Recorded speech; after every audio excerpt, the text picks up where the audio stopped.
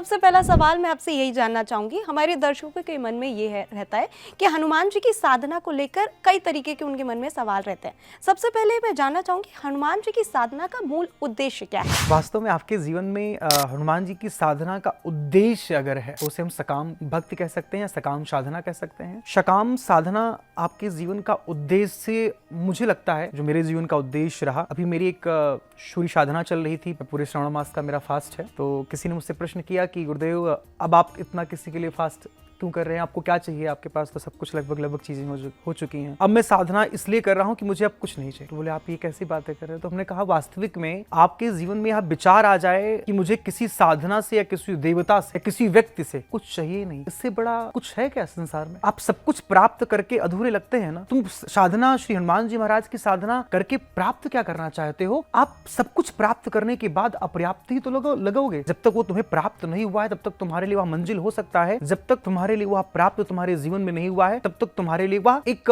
मैं कह सकता हूं कि सपनों का शहर हो सकता है। लेकिन जब सपनों का घर, सपनों की गाड़ी भी प्राप्त हो जाती है तो अधूरी हो जाते हैं, आप व्यर्थ हो जाते हैं। अगर हनुमान जी की साधना आपकी किसी हेतु है, आप इस कामना से कर रहे हैं कि मुझे पुत्र चाहिए, परिवार चाहिए, संकटों से मुक्ति चाहिए, निश्चित हनुमान जी की साधना आपके जीवन के प्रत्येक कष्टों को हरण करने में बिल्कुल बहुत सक्षम है। और हनुमान जी की साधना नहीं, मैं तो कह सकता हूं उनका नाम ही आप कुछ नहीं कर सकते। आप सिर्फ इतना बैठकर जपिए, ओम हनुमते नमः, ओम हनुमते नमः। यह हम सिर्फ 3 अक्षर का बना हुआ मंत्र आपके जीवन के प्रत्येक कष्टों को हरण करने का मैं कह सकता हूं कि एक मार्ग खोल सकता है। लेकिन वास्तविक साधना का आपके जीवन में जो रीजन होना चाहिए, सपोज करिए कि मैं हनुमान जी की साधना करूं और उनसे मांग लूं, प्रसन्नचित हो जाएं, तो उनसे कह लूं कि मुझे मर्सिडीज कार दे दीजिए, उनसे मैं कह दूं कि मुझे अच्छी पत्नी दे दीजिए, या मुझे कोई भौतिक सुख संसाधन मिल जाए, तो क्या उससे अपर कुछ नहीं होगा? क्या बिल्कुल होगा ना जी। फिर मेरी साधना फिर तो अधूरी हो गई। तो कामनाएं कहां पूर्ण हो सकती? हम एवरी टाइम कामनाओं में जीते हैं, हर क्षण